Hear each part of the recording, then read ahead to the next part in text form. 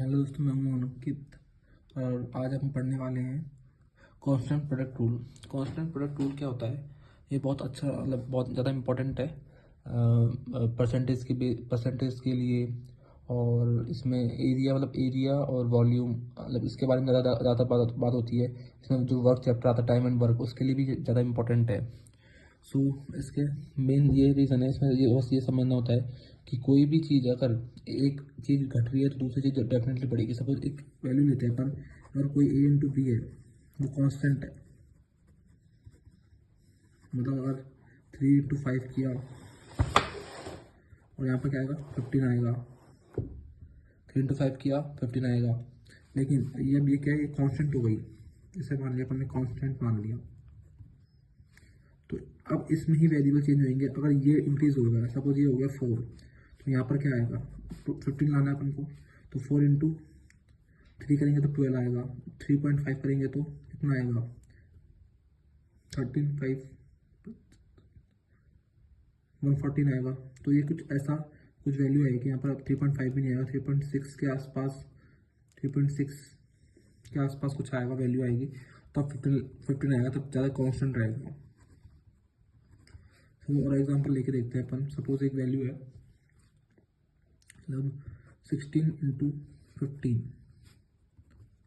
अब ये वैल्यू है, अब ये है ना, अब ये इसमें ही चेंजेस होंगे, इसमें ही चेंजेस होंगे। अगर इसे अपन ने कांस्टेंट मान लिया के, अब इसमें कुछ, अगर सपोज इसको डिक्रीज कर दिया तो इसमें डेफिनेटली इंक्रीज होगा, और इसे इंक्रीज कर दिया तो डेफिनेटली ये डिक्रीज होगा। तो ऐसे ही हम बहुत सारे पैरामीटर्स हैं, उसको समझते हैं। चलो, सो जैसा कि मैंने बताया कि अब बहुत सारे एग्जाम्पल है सपोज एक्सपेंडिचर है। एक्सपेंडिचर का फॉर्मूला क्या होता है? एक्सपेंडिचर का फॉर्मूला क्या होता है? Price into consumptions.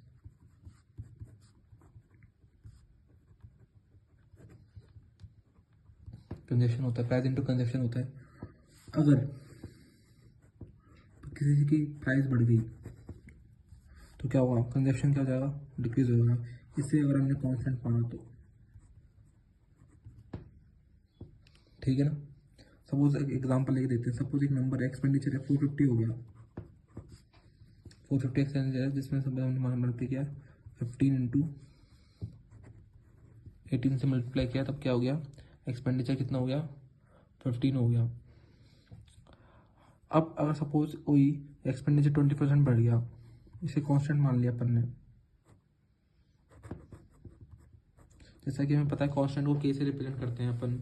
सपोज इसको 50% इंक्रीज हो गया, और अब क्या होगा, अब हमें पूछ लिया ये तो कांस्टेंट है, तो इसमें कितना डिक्रीजमेंट आया, ये क्वेश्चन बन गया एक तो अपना।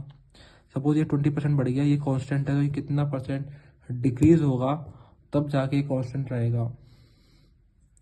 एक ये सवाल बन गया। तो ये सवाल, अब इसको सॉल्व कैसे किया जाए? सो 20% बढ़ गया, तो 20% बढ़ गया, तो इसका अब 20% कितना हो गया, ये 30 हो गया। ये अगर ये 450 है, जैसा कि हमारा कांस्टेंट है, तो ये अभी इसे क्या बढ़ गया, ये कितना परसेंट बढ़ेगा, अपन चेक करेंगे। परसेंटेज पता नहीं कितना बढ़ेगा। अब अगर ये एक्स है, हम यहाँ पर एक्स परसेंटेज मान लेते हैं, एक्स आ गया वैल्यू परसेंटेज के बढ़ने के बाद, एक्स आई, तो कितनी वैल्यू आ जाएगी इसकी? वैसे डिवाइड करेंगे, 450 डिवाइड बाई 30, यूज किया तो कितना बचा, 15।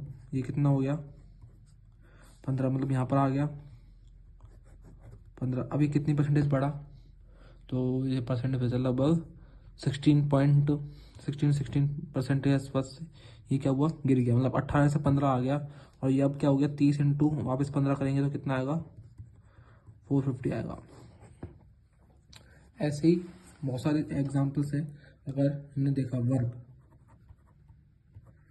को अगर हमने कांस्टेंट मान लिया, तो वर्क का फॉर्मूला वैसे क्या होता है, मैन इंटू टाइम। इसे हम पढ़ेंगे वर्क एंड टाइम के अंदर।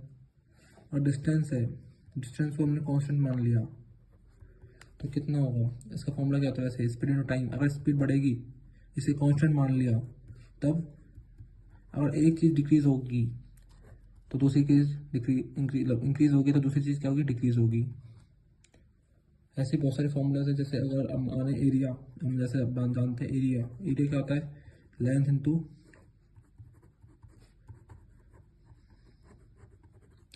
सिर्फ हमें 100 रुपये चाहिए, 100 रुपये चाहिए। अब 100 रुपये तो फिक्स हो गया अपने, सपोज अपने कोई वैल्यू हो गई 100 रुपये फिक्स हो गए अपने, तो 100 रुपये तो फिक्स हो गए। अब हमें इसके 20-20 के नोट दें, 20-20 के 5 नोट मिले, या 10-10 के 10 नोट मिले, या 5-5 के 20 नोट मिले, या एक 2 या 50-50 के 2 नोट मिले।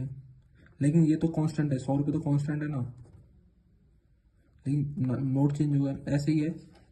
तो ये रूल काम आता है। अब वैसे ज़्यादा इंपॉर्टेंट है नहीं, लेकिन हाँ वर्क एंड वेवेज में बहुत काम आएगा। वर्क ऐसे कोई चीज़ इंक्रीज हो गई, ये वाला जैसे भी क्वेश्चन बन गया, सपोज कोई वैल्यू है कांस्टेंट हो गया, ऐसे बहुत सारे क्वेश्चन हम सॉल्व करेंगे आने वाले टाइम में। चलो आज की क्लास हम खत्म करते हैं, बाय बाय, फिर मिलते हैं कल।